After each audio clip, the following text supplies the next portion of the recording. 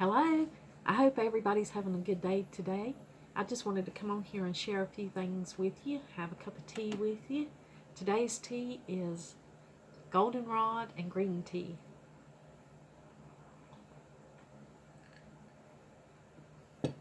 I've got my 2022 garden planner out.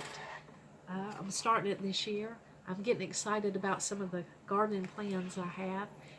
At this time, we're tearing out a lot of the overgrowth and the dead things into some are dead flowers, and it's time to plan on what we're going to put back. We had a water leak from our house to the city water connection out here, and so Donald had to tear up one of the flower beds, and with that came a lot of my flowers. A lot of my flowers came up. I gave most of those away to friends and family, so now it's time to replace those and think about what I'm going to put back in its place. My daughter gave me these. These are some of her favorite flowers, and I've never planted these before, so I'm excited to plant these and see how they look and see if it's one of my favorite flowers too. I've always had daffodils since I've lived here. We've lived here for 37 years, and daffodils were a mainstay in our first gardens that when we were establishing them. A friend of mine gave me a little handful of daffodil bulbs, and I planted those, and every few years I would divide them and spread them around the garden, and I lined the garden with those daffodils, so in the spring that would be the first thing you would see. And hopefully this year you'll be able to I'll be able to give you a tour and you can see how the daffodils outline the gardens. But when Donald tore this front bed up to fix the water line, a lot of those daffodils in that bed came up. So when I went to Sam's, I noticed they had these big bags of daffodil bulbs, and there was only 2 bags left. They didn't have any tags or anything on them, so I don't know what kind they are, but these look large.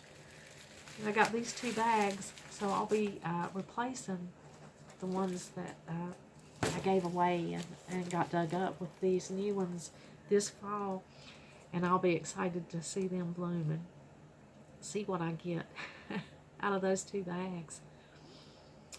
I also want to plant a separate herb garden. I have a lot of my herbs growing out here in my flower beds now, and they're beautiful. The sage has a beautiful blue tint to it, the leaves do, and I love them growing in the flower beds, but they get so big, and I want to give them their own space and have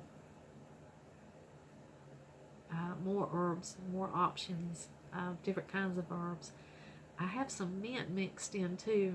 Mint has a tendency to take over the roots, just run, and anywhere you plant mint, you're going to have a lot of that.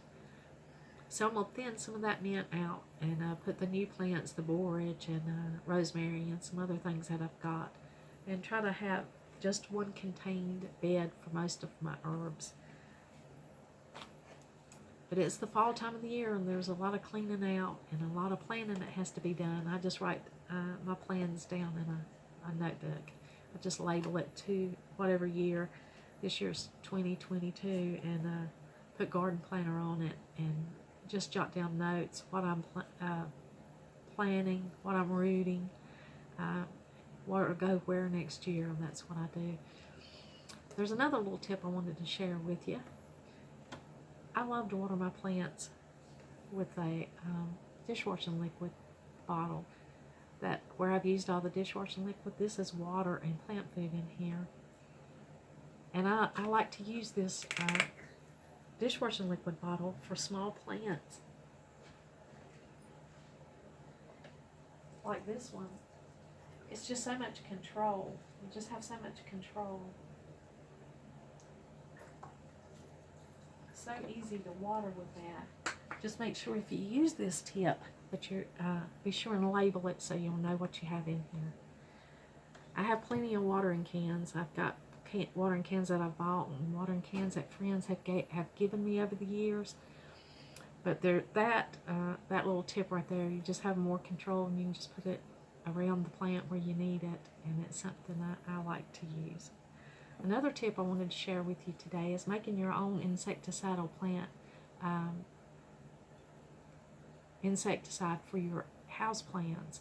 for spider mites and little black flies. There's different kinds of little household pests that'll get into your plants, and there's simple ways to remedy that. I think sometimes when you buy plants, they have insects in them. They tell you to quarantine them and put those plants in a separate area, but I can't really do that. I don't have the space to do that.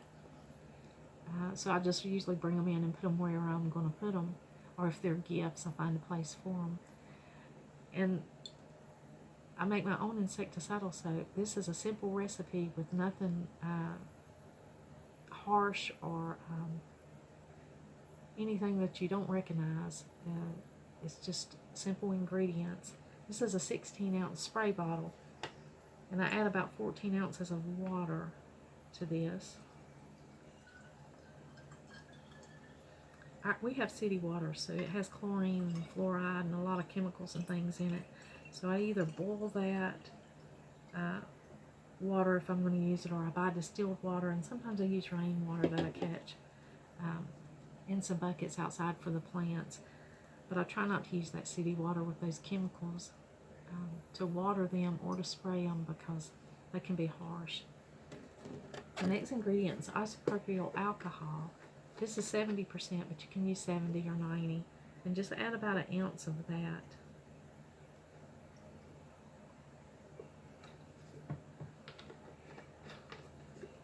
And the next ingredient is about a teaspoon of Dr. Bronner's Castile soap. You can use any Castile soap.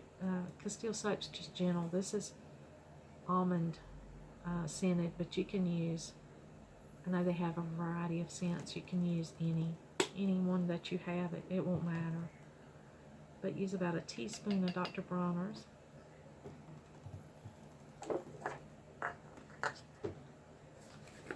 And about a teaspoon of finely ground cayenne pepper.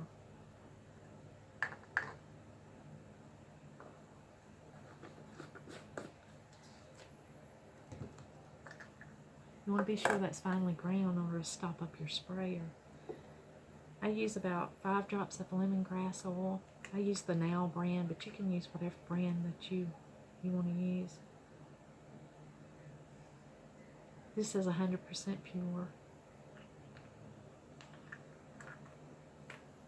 They've always worked for me, and I've used them for a long time.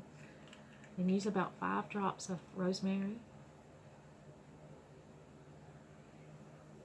And 1 extra, but it should be fine. Put your sprayer on. And give it a good shake. This will last quite a long time, so you won't have to make this very often, but it's really good for your plants, and be sure and put a label on it so you'll know what you have in this bottle.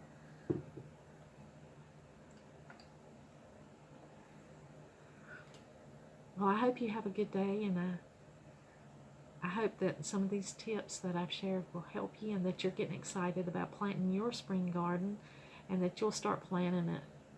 And I'll talk to you next time. Thank you.